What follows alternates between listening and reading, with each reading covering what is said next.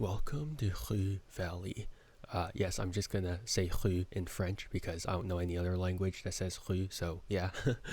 Keep in mind that you are playing a pre-alpha version of the game. While you will experience the story in the intended way, you will also encounter environments, characters, animations, voice acting, and visual effects that are still in the placeholder phase. And yes, of course I understand. Why wouldn't I understand? Okay.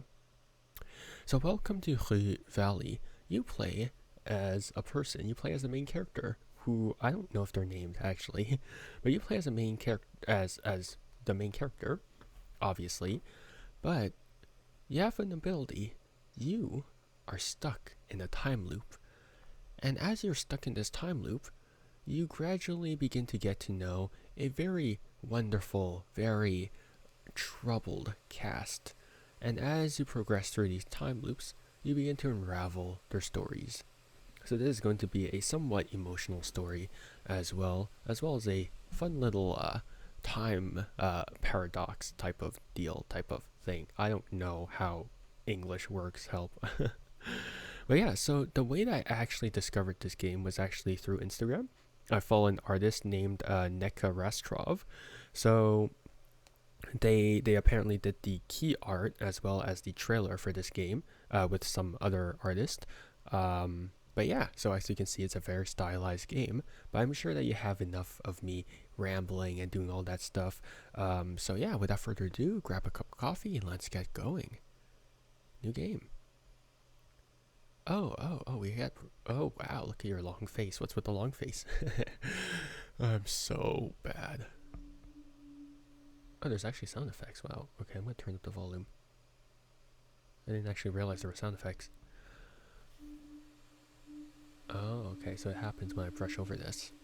Impulsive. You feel neither calculated nor impulsive, but alert and confident. If only you could stay in this state of perfect focus. Calculated. I do want this. You wouldn't call yourself calculated. You just prefer to think before you act. Yes, sirree. Oh, that do be me. That do be me. I'm so calculated. I'm indecisive. Ambiverted. You're neither introverted nor extroverted.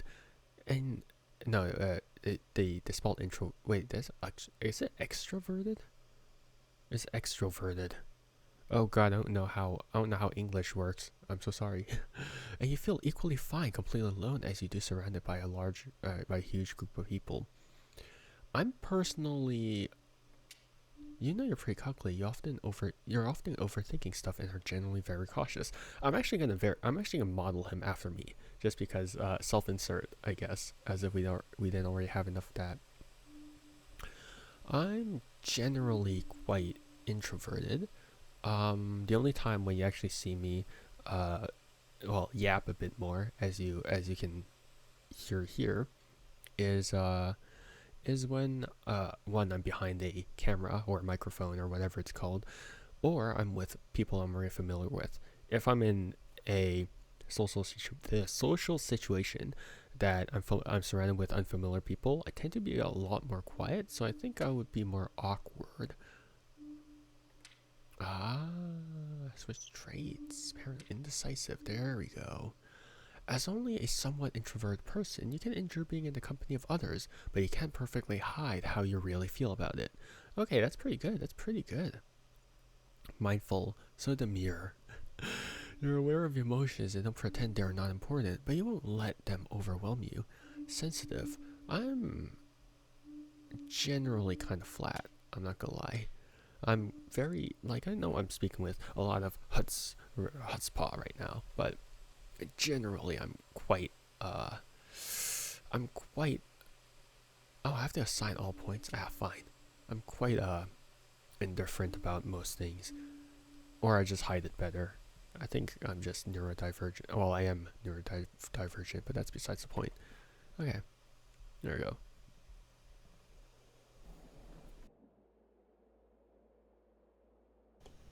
7:59 p.m. Nope, that's a.m. That's p.m. Why did someone say p? Wait, why is your alarm at p.m.? The frenetic sound coming from a century-old clock nudges you back to the present. The stale air perfects the image of the old motel room. Still with me, Mr. Harrow? Oh, they should have. Why was the AM? Wait, why was the AM dimmed out? That's so bizarre. It should be the other way around because you want to know which one is the correct one. Okay, that's fine. The doctor takes off his glasses, freeing his bushy eyebrows. Just nod. Yes, you have my full attention. Lie, blocked by secretive. I sort of spaced out. What was that again? Okay, I can speak in my normal voice. Actually, no, he's a bit more gruff looking, so maybe I'll just go a bit lower.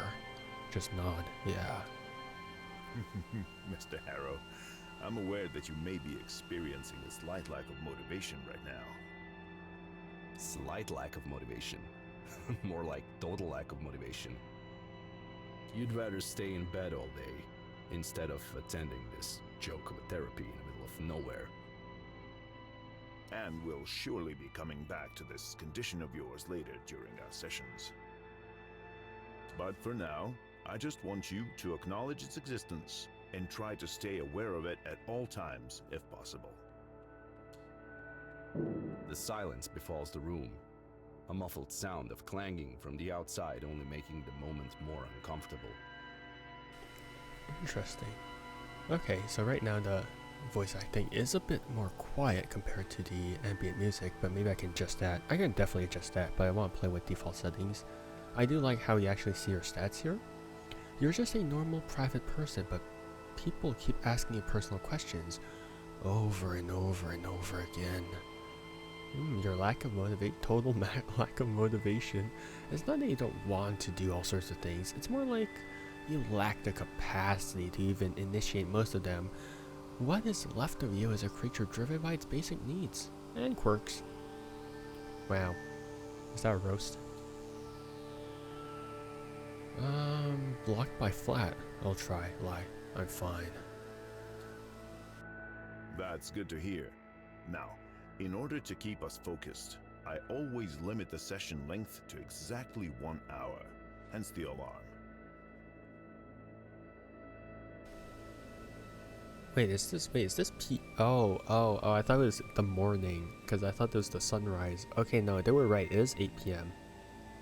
In the summer? Yeah, I mean, it does get dark in Canada, like at 9 in the summer, I suppose.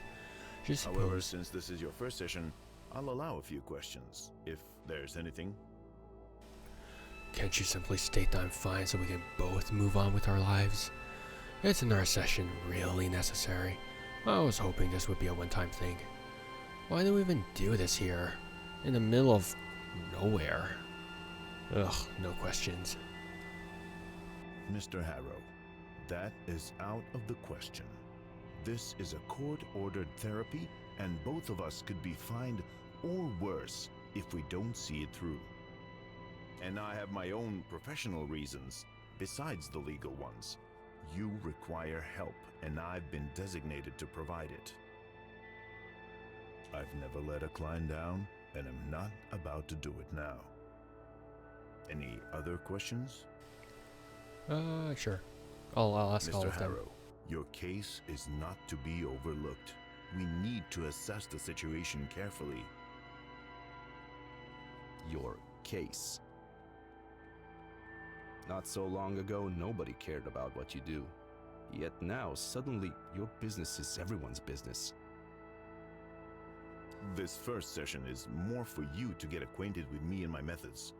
We have a long road ahead of us. Anything else?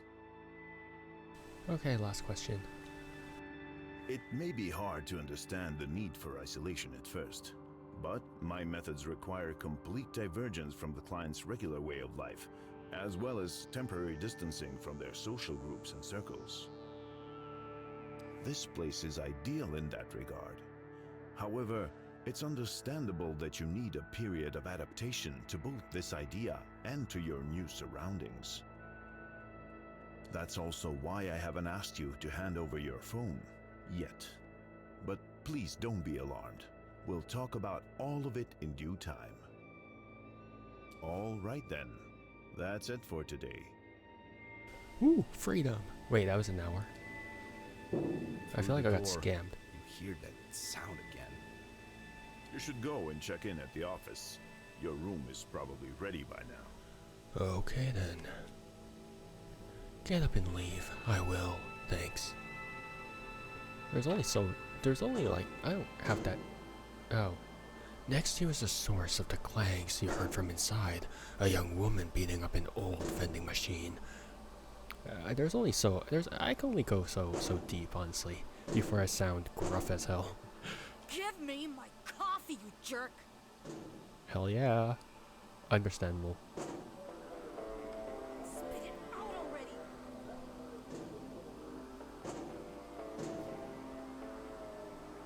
She's pounding the life out of that poor machine. Could she be here for therapy as well? Blocked by the lack of motivation. Talk with her. Who knows, but like you, she definitely looks like she needs it. Poor woman. She should consult with a real professional, not a charlatan like Dr. Fink. Nobody needs to be sent away from their homes to this dump, regardless of their mental state.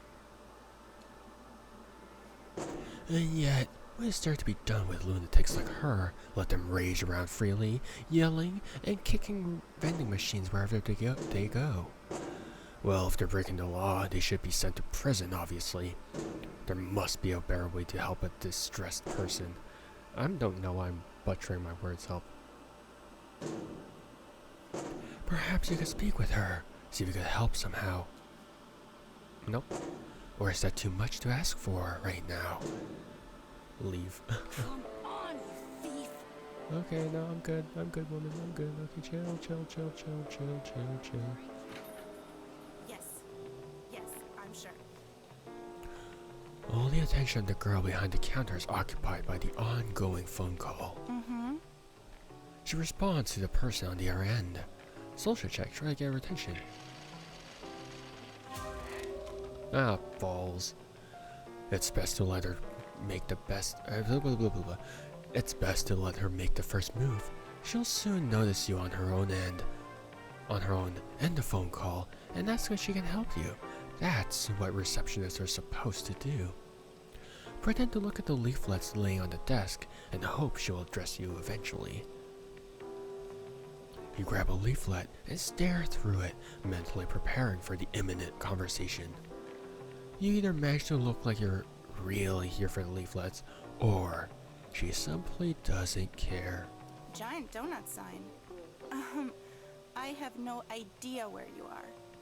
She says to her conversation partner.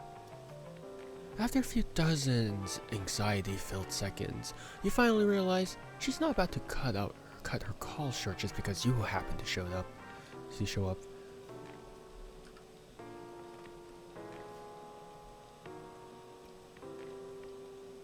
Oh my god. Okay, I'm not that introverted. Come on. There's a limit to what I'm bad at. Oh, stare at the window past time. Can I get some water? I'm kind of thirsty. Fine. I can't get some water. Please? No, I can't. Balls. Grab the cheap-looking pen. The clerk is laser-focused on her call. Wait, why did I suddenly go gruffer? And she doesn't even notice you've grabbed the pen. If you want to snatch her attention as well, you failed. Do something to pass the time. With a pen in your hand and time to kill, you lack nothing except a subject. But what to draw? So many possibilities. And all of them swarming in your mind, flashing before your eyes. How could you possibly pick just one? I can't. Drop the pen. Oh my god. It's impossible. Better not to strain your mind too much and make rash decisions. You know what happened last time you did that. A picture of a huge rocket and a group of people in red jumpsuits cheering with bottles of water. Above it, the Coral Destiny logo. She responds to the person on the other end. A picture of an endless desert. The caption at the bottom reads, "Free bottled water for the people of Rue Valley, courtesy of Coral Destiny. Your favorite space agency, wink." I'll take the leaflet with me. Interesting. There's probably some relevance for that. Oh my god, this man. Minutes pass, but the phone call is still not at its end. Yes. Now, turn right, and then immediately take a slight left. She explains to the person on the other side of the call. Leave. I will. Esti tabarnak. So this is all controlled by mouse, so there's really... Oh, I can just sit. I'm just gonna sit. Sounds like you missed the exit. Oh my god, woman. This chair is very old, but sturdy. I will. Hehe. A chair is not a bed, but let's be honest, it's better than standing. Mess with your phone while you wait. Just sit patiently. Do nothing. Stand up. I will mess with my phone, because that's what I would do. The phone bleeps to life with a lock screen that's obviously years old. If it wasn't a collection of pixels, it would be musty with age and neglect. Play a quick match of hyper-casual protagonists while you wait. Scroll through your feed to kill some time. Oh my god, this would be absolutely what I'm doing. You start scrolling through stale memes, boring news articles. I can't even do that in Canada because of Trudeau's friggin' thing of needing like news companies to like needing social media to like pay like news, like the CBC or something like that. It's a stupid situation, but now I can't even look at the news on social media anymore. It's so dumb. I have to look at news articles through memes. That's how like one head this thing is. Oh my god. Beach photos of ex-acquaintances and poorly targeted sponsored posts. Scroll some more. In one picture, a grinning middle-aged stranger is apparently showcasing his newest baby. Thanks to a cleverly applied filter, both of them sport donkey ears. Wonderful. In an overly long and arguably racist video, a non-native speaker is repeatedly making embarrassing linguistic errors that have turned out to be unintentional double entendre. Hilarity ensues. Intenders? No, that doesn't sound right. That's like chicken tenders. I'm just gonna say in French, entendre. The receptionist is still giving directions over the phone, and you're just getting restless. Can you see the industrial compressor sign? No? I will... Back to the phone it is then. With a gentle touch, the phone screen turns on again. Play a quick match of hyper... Oh, fine. The first wave of tiny bow tie wearing antagonist appears on your phone screen. There we go. Okay, now it's a bit too loud.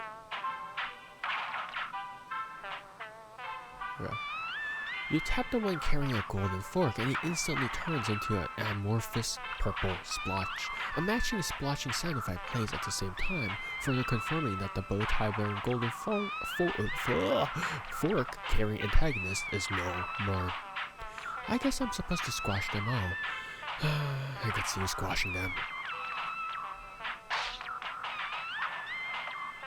Such exhilarating activities, me. Time goes by, and the girl at the reception desk is still talking. Alright, are we sure this isn't the time loop? Alright. I understand. Yes.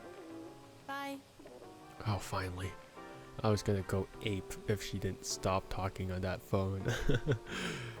Oh, man. Hi. Can I help you? I would have finished the call earlier if I knew you were waiting for me. You're too quiet. Look up for your phone. Blocked by secretive. I didn't want to interrupt. No, I just didn't feel like checking in right away. You didn't feel like it. And how about now? Well, yeah, now's good. Yeah. Okay, let's get you into your room. Thanks. I guess. Help. I've been sitting here for like 2 hours. So, number 6. That's the last one on the second floor. Everything is prepared for you, and this is your key card. She raises her hand holding a piece of blue and red plastic. Blue and red. What's the Superman key card? Oh, thank you. Reach toward the key card. Nod and wait for it to put in the counter.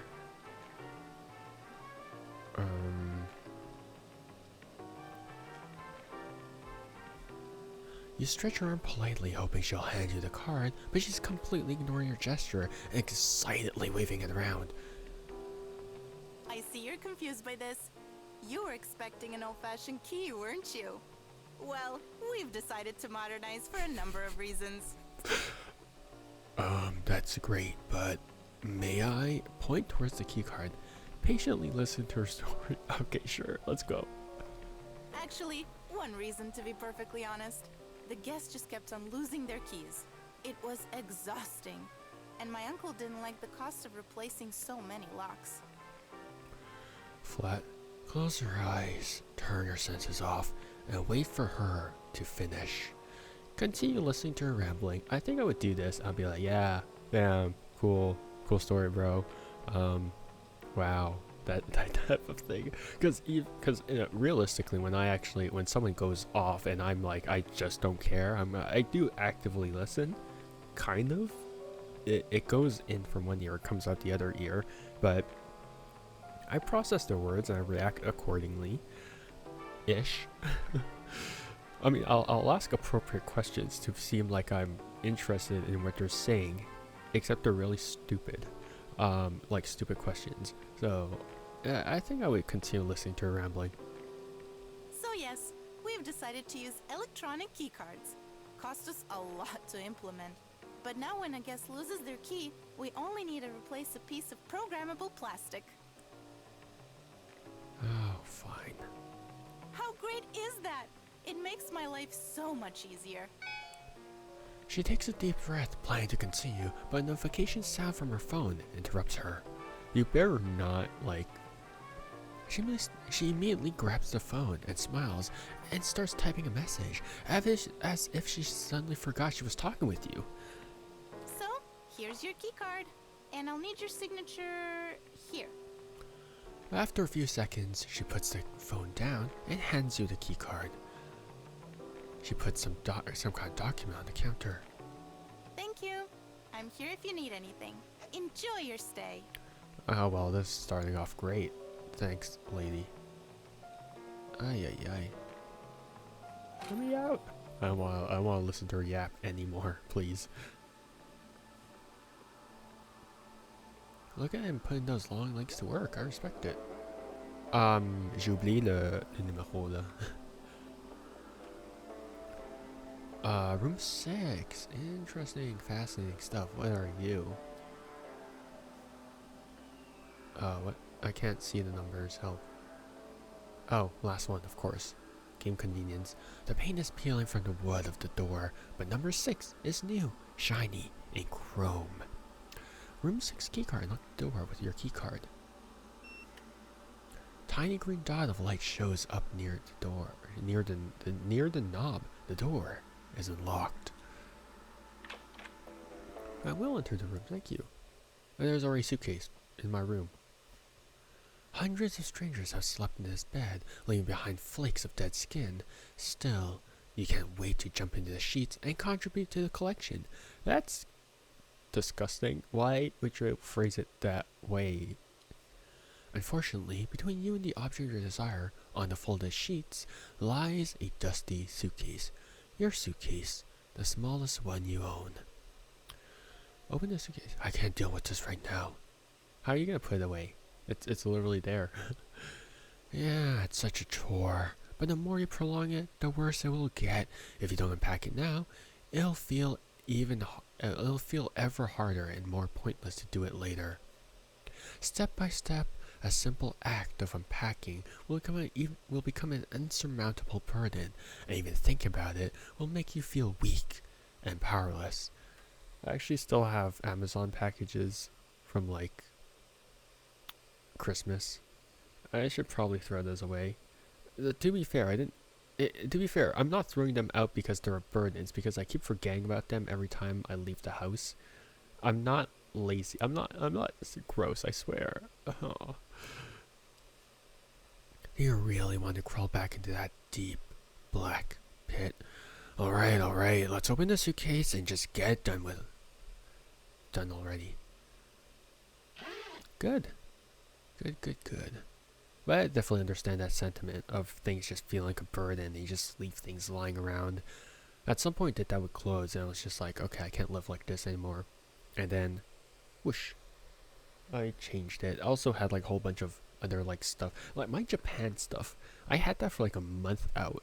Because I don't know what, but like I was going through some things. But I had my stuff from Japan lying around and I was like, okay, fine, I'll lick my wounds and I'll stand up, I'll do it. It took a lot of effort, but I pulled through. There's not much in the suitcase: spare clothes, a phone charger, a toothbrush, and a couple of other items. You really weren't planning on staying here for long. Well, you better see if they have laundry facilities. Sessions, Dr. Fink said. Days or weeks, months even. Unpack the suitcase. I've changed my mind.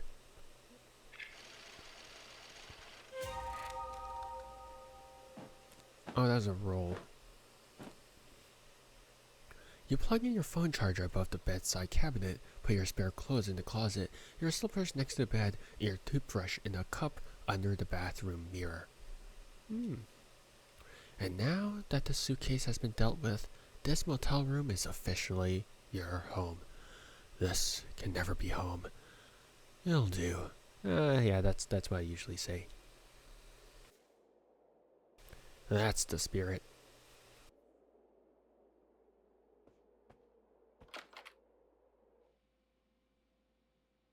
That's really clean. I expected mold all around. Oh, I want to click on the shower, but I guess they're not letting me shower. They're just gonna be stinky all day. There are so many dark patches that this can barely be called a mirror. A small cup holds your implements of oral hygiene. Brush your teeth. Look in the mirror. I'm curious.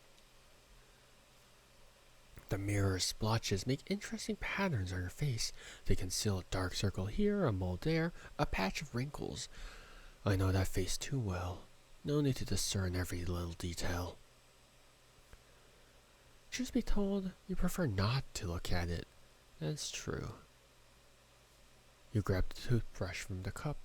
First, put some toothpaste on it. First, wet your toothbrush. Turn on the tap. Sure. As soon as you turn on the tap, a horrible smell fills your nostrils.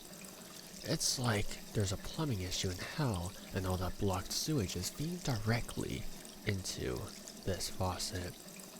Then you see the water streaming out of the tap. Its robust shade of jet black mixed with chunks of silt. Whatever, it's not like I'm going to drink it. Pursue with brushing your teeth. I changed my mind. I'm not touching that water. Yeah, I'm not. The tap lets out a sad squeal. A stranger who looks exactly like you is looking you straight in the eye.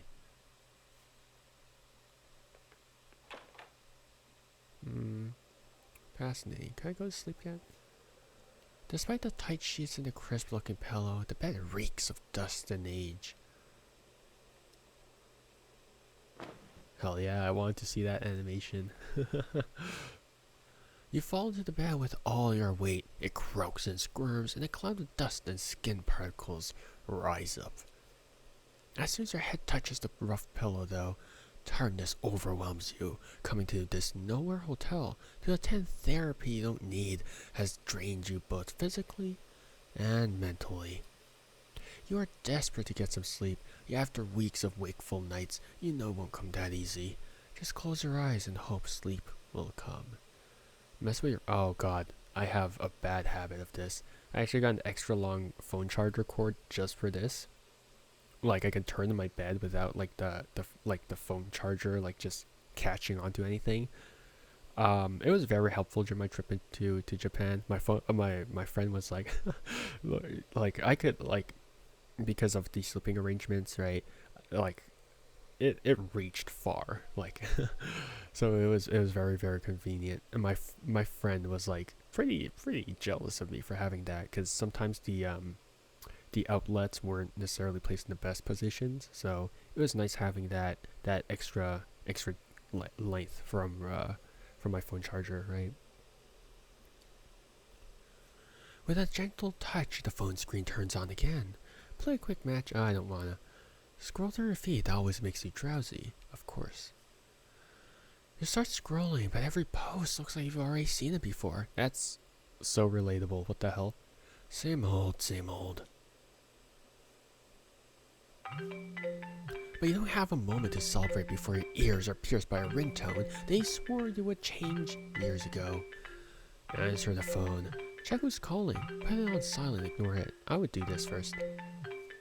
The phone number simply reads, unknown number. You feel betrayed by your own phone masking the identity of the mysterious caller.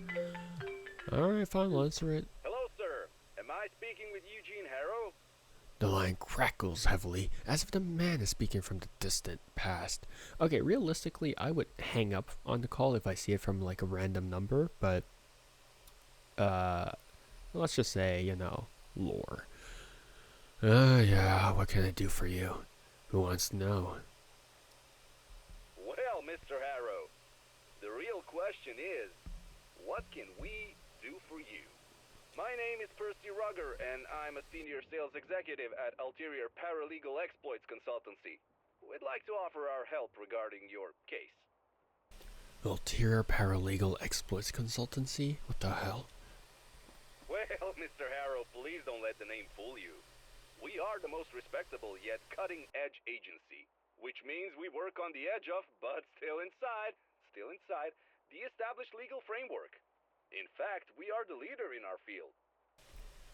I should hang up. Now, if my information is correct, you have recently been unjustly forced to participate in a treatment which, in our opinion, may have consequences not aligned with your best interests. I'd rather not talk about it. Mr. Harrow, I completely understand how you feel. Even for me, it's hard to talk, hard to even think about the injustice that has occurred. But we will work together to put an end to this undue response to your, well, unique situation. I mean, we have only known each other for a couple of minutes, and I can already see what a strong-willed individual you are. You know what you want, and nothing will stop you from getting it. So, I presume you're ready for the next step in our cooperation. Well, do I have to decide right now? This is all happening so suddenly. Oh my god, I would absolutely say this. I would say the third option, but unfortunately I'm plagued by indecisiveness. I completely understand what you're trying to say, Mr. Harrow. To make things easier for you, I'll simply write down your general consent here and forward your case to my colleagues in our paralegal department. They'll contact you shortly. Cool. Well, Mr. Harrow, it was a colossal pleasure talking with you. Tschüss. What?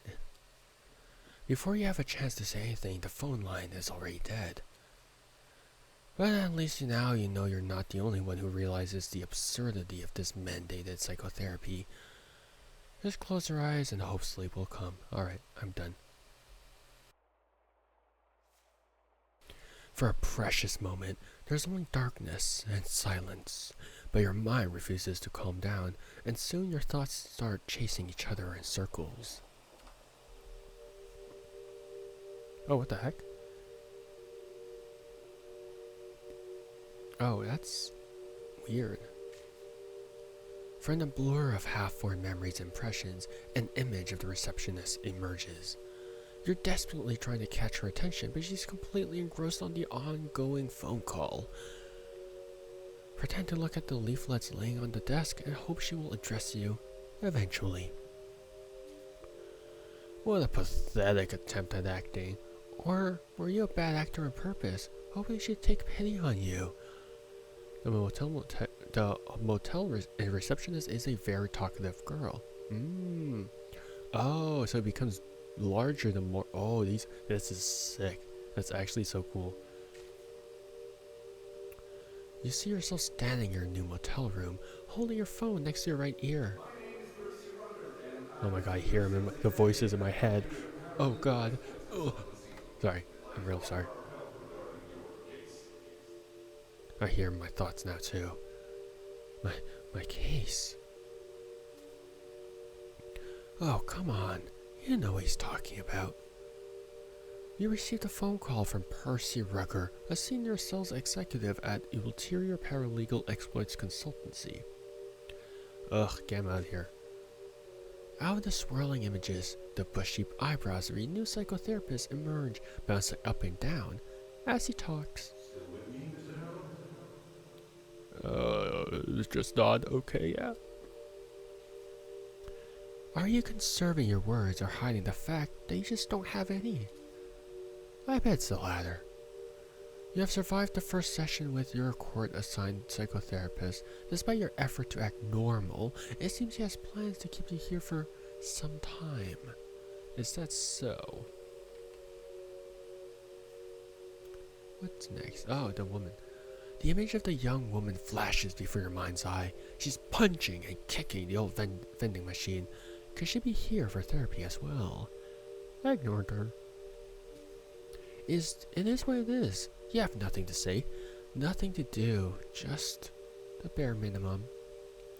A young woman apparently holds some kind of a grudge against the vending machine in the hotel's and motel's parking lot. Fascinating. What else? What else? As your consciousness keeps spinning around, the carousel of recent experiences turn into a cyclone of painful memories, repressed thoughts, and strange images. Huh? You find yourself walking through a desert. Your eyes are fixed on the guide in front of you, and your feet are trying to keep up with their steady pace. But the distance between you keeps growing until the guide becomes merely a dot nearing the horizon. Once you finally admit you can no longer see them, your body collapses onto the cracked earth below. You surrender the bittersweet feeling of hopelessness and decide, this spot right here, this spot will be your grave, and the sun, your executioner. But it will be no swift act of mercy. No. You will be tortured and kept wishing for it all to just end. Look up at your headsman. As you gaze at the sun, green and purple afterimages start appearing on your eyelids every time you blink. And the sun, it keeps staring back at you relentlessly without the slightest intention of ever moving away from the zenith? Yeah, same thing. While walking through endless desert, you can't keep up with your only guide and accepted a slow, painful death under the merciless desert sun. Fun stuff. When I went to Morocco, we had temperatures of like 50 degrees Celsius, not Fahrenheit, just we're clear. It was hell.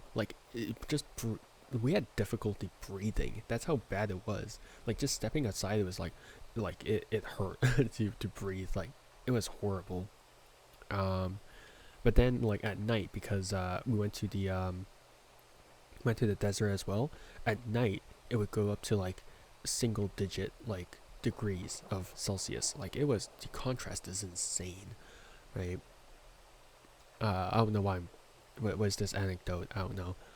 You're desperately searching for something in the dark, dusty attic full of broken furniture and random clutter.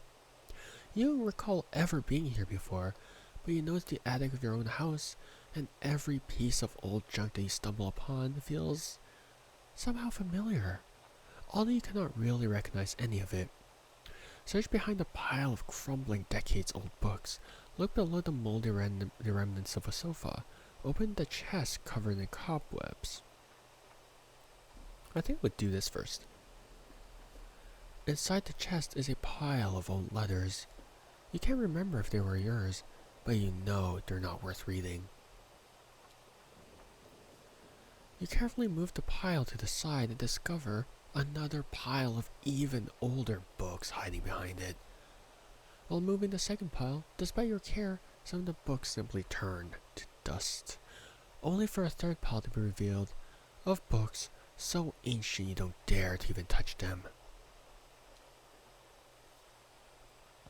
You look underneath the sofa and only darkness meets your eye. You stretch out your arm reluctantly, but find only dust and dead insect shells. You've been desperately looking for something in a dark, dusty attic full of broken furniture and random clutter. You don't know what you've been searching for, but you know you haven't found it. The figure of your angry father towers over you. He says, frowning at you in disappointment, but I didn't do it at the end. Say nothing? No. Actually, I would say nothing. Because Asian parents, you talk back against your Asian parents, you're getting whooped.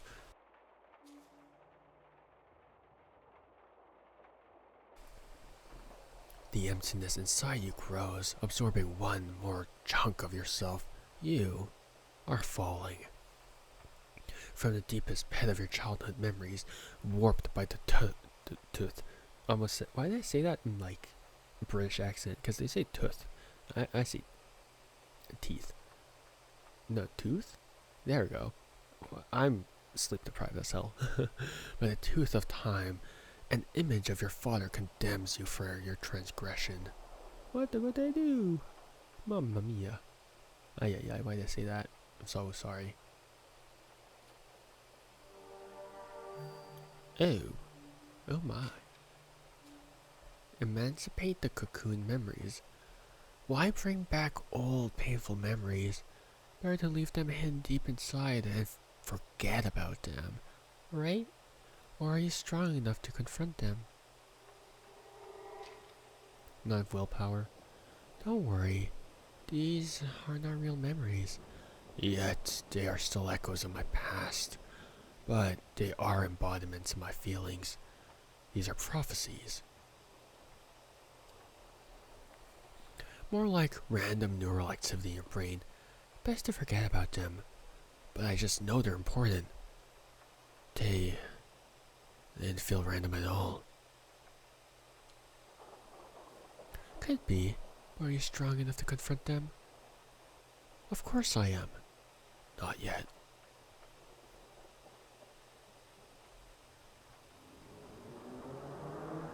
Oh, are we time looping now?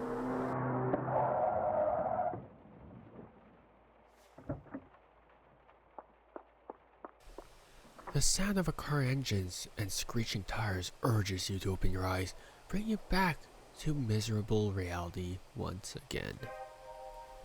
Your head is still spinning in a whirlwind of uncontrollable thoughts. Your nostrils pick up the curious scent of dust, and your throat is as dry as a desert. It was foolish of you to hope that you fall asleep.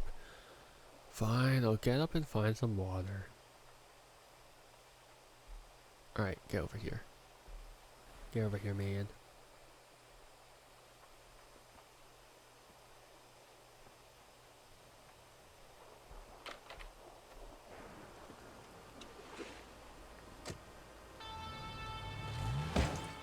God damn it!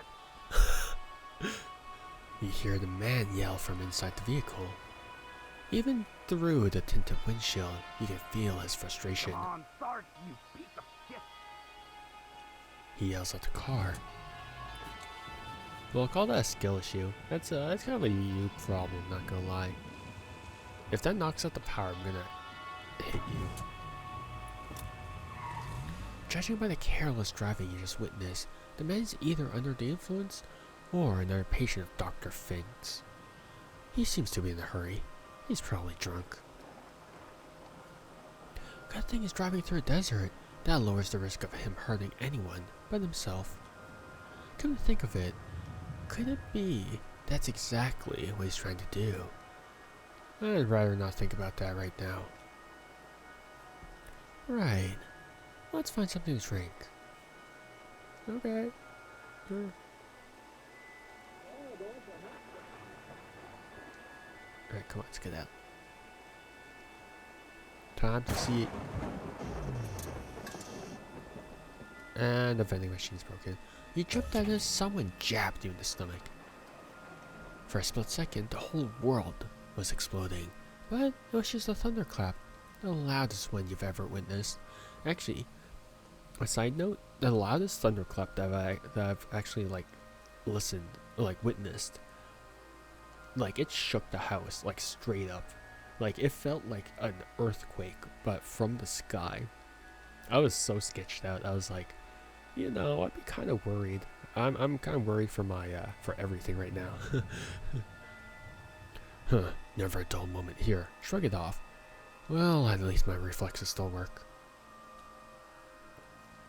Your mind says it's nothing, but your heart is still racing from the sudden shock. It's pumping, but there's nothing to use this unwanted excess of adrenaline for, so it keeps lingering, eating you from the inside out while you stand alone and thirsty in the middle of the empty parking lot. But yeah, I woke up from that, like, thunderquake, and I was like, yeah, I definitely understand that feeling, because I was like, my heart was like beating. I was like, oh crap. It was definitely not a good feeling. So yeah, I wonder if I can steal some water from her, but I don't think so, so I'm just gonna go back. The battered machine seems to be decades old, except for a newly installed, comically large, reddish button. Press a couple of keys on the pad, check the label on the reddish button, put some change into the machine. It says, drinking water for the people of Rue Valley, free of charge, courtesy of Coral Destiny. With a bang and a clang, the machine vomits out a bottle of water.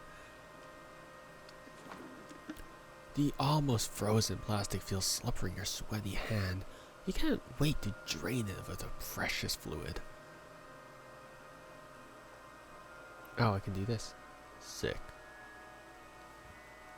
The label on the bottle reads Coral Destiny.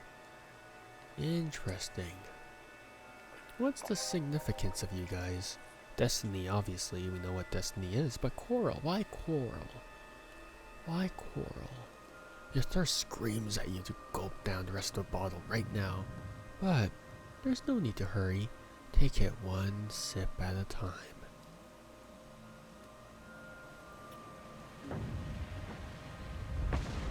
Suddenly, the night sky turns blood red, and you feel an infinite scream passing through everything. Unbearable anxiety washes over you. Get away. In this instance,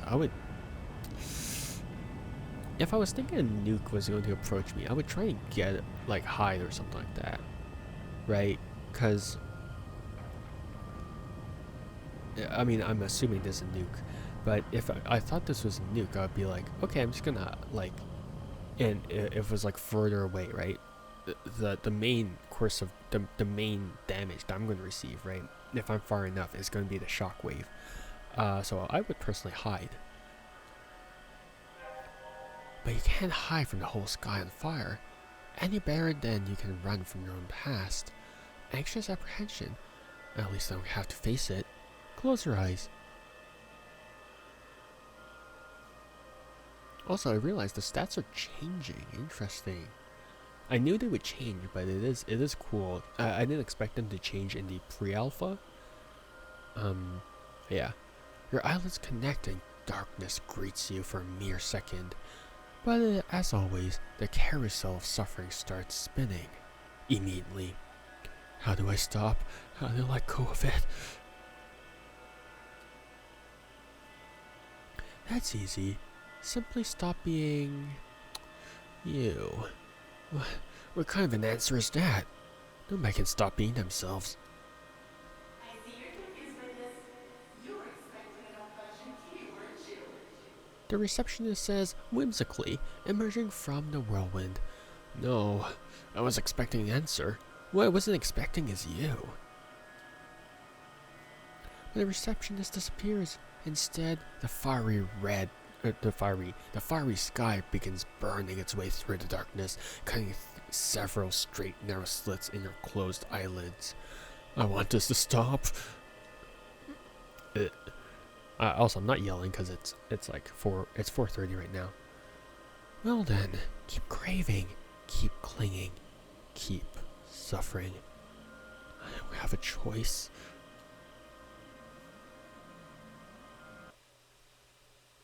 Is that the end of the demo?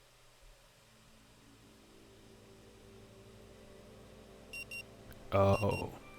Oh, there we go. There we go. I knew it. I knew it was gonna stop at the reset point. Still with me, Mr. Harrow? Stop the carousel and focus on something else. I don't need therapy. Surely there's something pleasant to think of instead of this bushy eyebrowed psychotherapist and this court-mandated therapy. Think of something tasty, something interesting, something sexy, something soothing.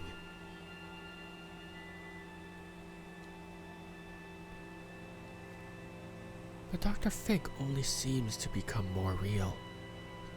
Yes, of course. Yes, sorry. It's all right. I am aware that you may be experiencing a slight lack of motivation right now, and we'll surely be coming back to this condition of yours. Lack of motivation. That's the least of your worries while your mind is filled with this crushing, overwhelming sense of impeding. Wait, did you hear that? A muffled sound of metallic clanging from the outside diverts your frail attention. For some unknown reason, your heartbeat accelerates and cold sweat appears in your armpits. At all times, if possible. The doctor finishes, apparently expecting some sort of answer from you. Just not. Sure. That's good to hear. Now, in order to keep us focused, I always limit the session length to exactly 1 hour, hence the alarm. However, since this is your first session... He stops mid-sentence and gives you a concerned look. Mr. Harrow, you're shaking. Are you feeling unwell? Oh no, that's just the art style. Well, he endured this whole session stoically so far, but this one moment anxiety, it could completely ruin your chances of being sent back home anytime soon. Try and act like the stable, well-adjusted person that you are. There's no denying you're upset, and the doctor has noticed it already. Best to be honest with it. I'd rather not talk about it right now. Lowers eyes. That's understandable. Sometimes it's hard to talk about our emotions, but we should never be ashamed of having them. I'm ashamed. Don't worry. With time, your skill and willingness to identify and communicate your inner states will surely improve. Just remember that trying to understand our feelings is always a good idea, and very often a necessary step in process of getting better. May I ask, how is your sleep these days? I sleep fine. It's not so good. Is that so? He seems to inspect the dark circles under your eyes. Well then, just in case you have trouble adjusting to your new bed. He opens his hand, revealing a single purple pill lying on his palm. First off, that's really gross. You shouldn't be touching medication like that. Especially if you're handing out to a patient. There's no reflection in his glasses. Behind them, a pair of bushy eyebrows. Reach for the pill. Remember, what I'm giving you is a mild, non-prescription herbal hypnotic drug. Nothing more. Take the purple pill. Hopefully, it'll help you calm down and get some rest tonight. We'll He smells continue warmly. tomorrow. All right then. Now, you only need to pick up the key card for your room, and I'll call the reception to make sure everything is in order. Sounds good? Thank you. Are you not gonna question that you're in a time loop? I suppose not. The source of the clangs is a young woman beating up an old vending machine. For some unknown reason, looking at her makes you feel even more nervous. Why am I agitated all of a sudden? You must have gotten lost in thought for a moment while the doctor was speaking. It couldn't have possibly happened more than a couple of minutes ago, so... But it feels like feels like an hour has passed since. And then the sound of that old alarm clock awakened you from daydream you can't remember, and this overwhelming tsunami of dread appeared out of nowhere. Take a moment to calm yourself down. You point your gaze towards the endless, unmoving desert. It's calm in distance, but not so much right here, as the machine-hating woman keeps hitting it violently.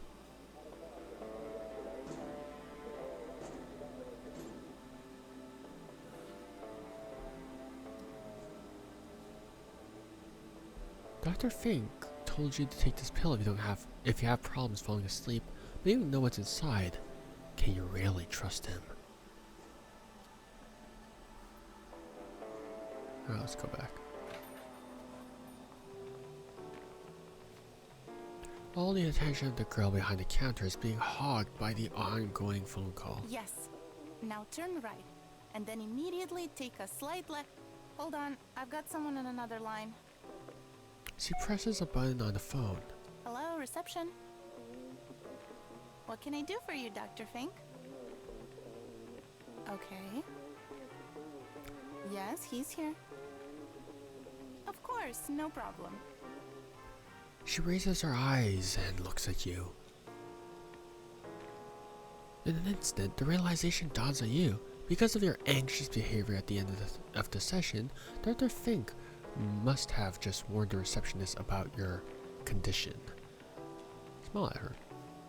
She smiles back at you as she touches the button again. Hey, listen. I have to go now, so let's... I know. We'll have to manage without it today. I know. Sorry. Bye. Oh, finally you're done. Hello, Mr. Harrow. How are you? Are you ready to check in? Yes. Everything is in perfect order. Don't you worry a bit about anything. She consumes the same breath without waiting for your answer. Thank you. You're welcome. Oh, there's no voice line. You're welcome. Let's get you into your new room. Her voice is full of enthusiasm. So, number 6. That's the last one on the second floor. Everything is prepared for you, and this is your key card. She raises her hand holding a piece of blue and red plastic. Thank you. I'm gonna do this again. You stretch your arm politely, hoping she'll hand you the card, but she's completely ignoring your gesture and excitedly waving it around. I see you're confused by this. You were expecting an old-fashioned key, weren't you? Well, we've decided to modernize for a number of reasons. Oh my god, you're yapping You must again. be very tired. Perhaps I'll tell you about it some other time. It's a really interesting story. Well, I'm looking forward to hearing it sometime. Here, I'll just need your signature. Read the document first, really.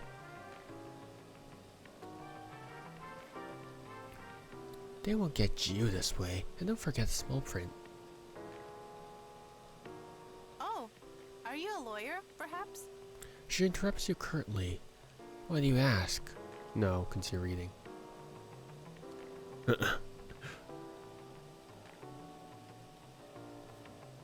You read the whole document and do your best to find a hidden loophole or suspicious wording they may try to use against you, but alas, you can't find anything.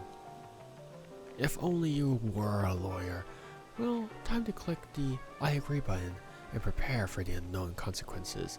Sign the document begrudgingly. Thank you for your trust, sir. I'm here if you need anything. She says Enjoy your stay. She says with a barely visible smirk. Bye. Leave, I will. No? No, I'm not listening to your yap again, girl. No vacancy? Ah. Hey, pourquoi tu fais ça? Hey, merde. Okay, now we're good. Alright, run. There we go.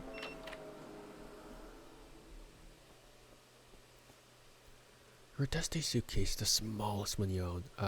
Why am I afraid of unpacking? Perhaps you're scared of what you might find inside. Or maybe worried that by unpacking you accept that you're going to stay here for some time. What could be inside? They're going to keep me here forever, aren't they? No, it's stupid. You. Perhaps I could relax a bit in the armchair instead. The armchair looks exactly like the one in Dr. Fink's room. As soon as your buttocks touch the frayed armchair seat, tiredness overwhelms you. Coming to this nowhere motel to attend therapy you don't need has strained you both physically and mentally. All you want to do is sleep, but unnerving restlessness is gnawing at you from the inside like a colony of termites munching on a piece of dead wood. Just close your eyes and hope sleep will come. What a pitiful, inert object. It's full of my stuff. Stuff, clothes, phone charger, toothbrush. Might as well be empty, but it isn't. It won't ever be without your help. For a precious moment, there's only darkness, but images start flashing quickly, and without your consent, a veritable carousel of impressions, experiences.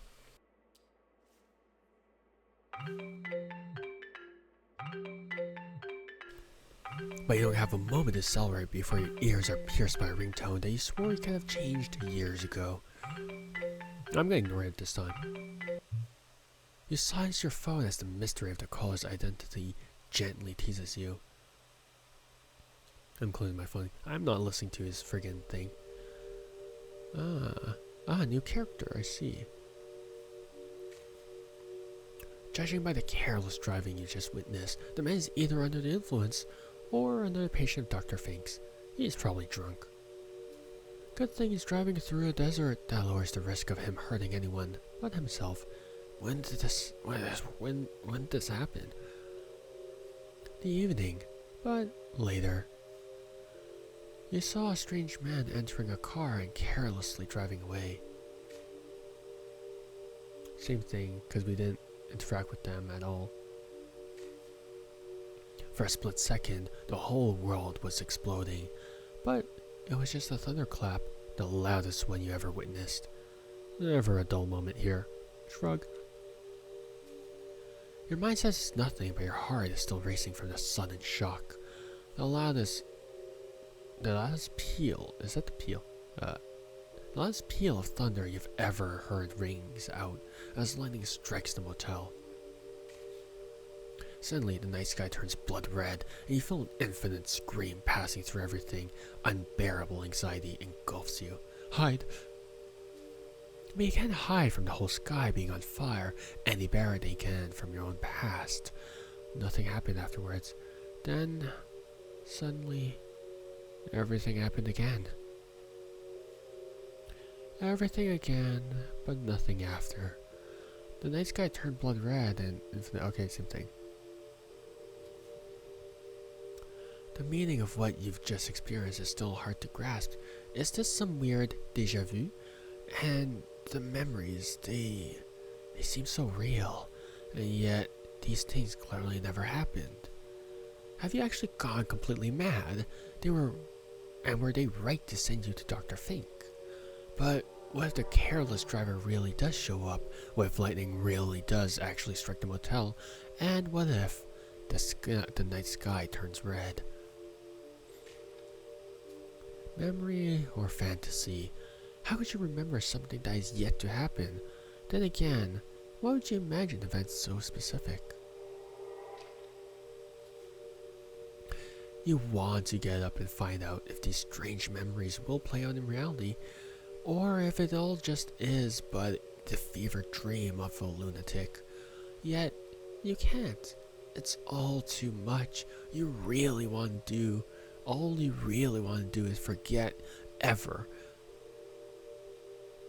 What?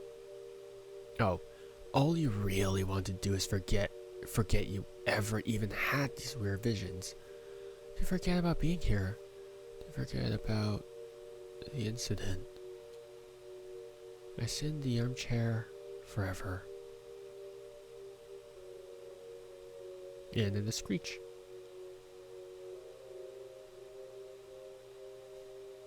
Right? I'm just gonna assume that this is the end of the of the alpha. Because there's nothing else I can do. Oh. Never mind. Close your eyes again, I suppose.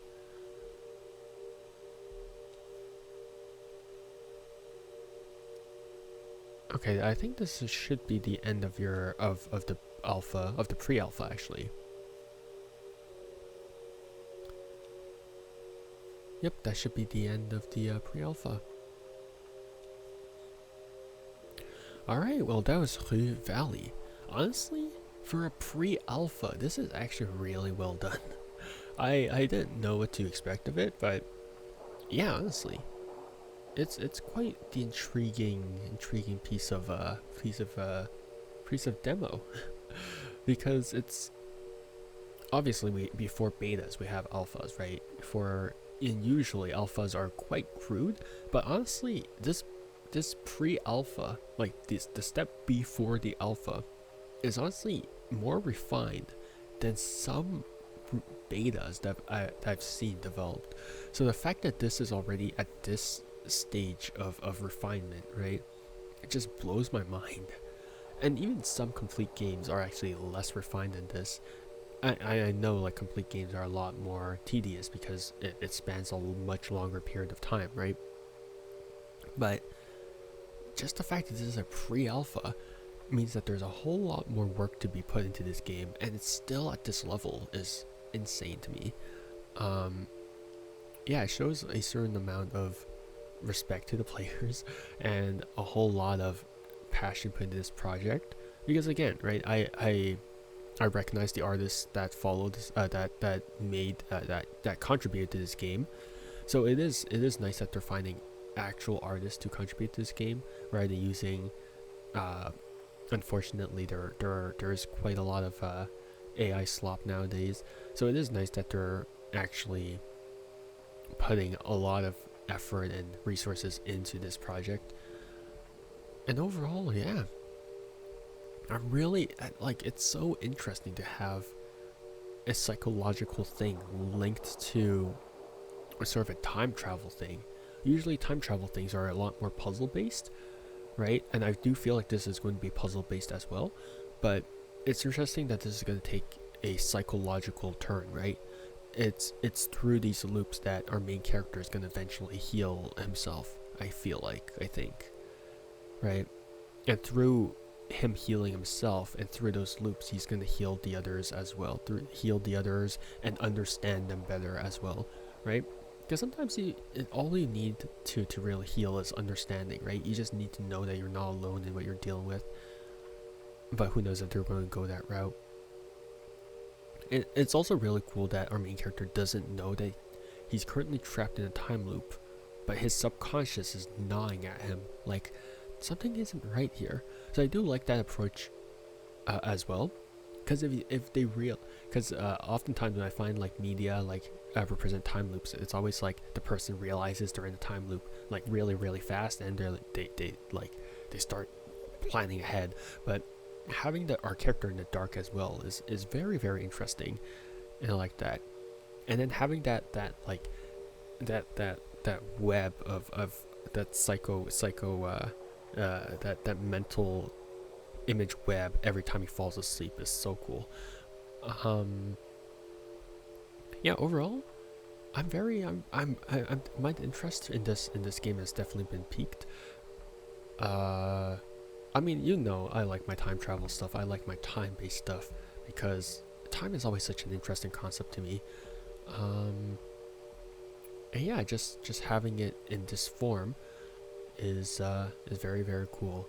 And again, this is just a pre-alpha, so the fact that there's a lot more refinement to go through and a lot more things to add to this game just makes me a bit more excited for this game, because it means that there's a lot of potential. And if the devs actually keep up with this amount of with this level of quality, I think it's going to end up to be a very cool project. But yeah, I think that about wraps up for me today. The pre-alpha, the playtest, is actually out on Steam. You can just request access, and like they'll just let you in. So it is quite cool, right? You just click like request access to a playtest, and then instantly they'll give you access. So yeah, it is an open pre-alpha playtest. So yeah, you can go ahead and play it on your own. But yeah, I think that about wraps. Oh yeah, also stylistically, very cool.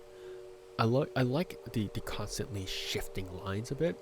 I know for a lot of people it might look weird, but the shifting lines make it seem like he's anxious. He's always like shaking. He's always like on the move, right?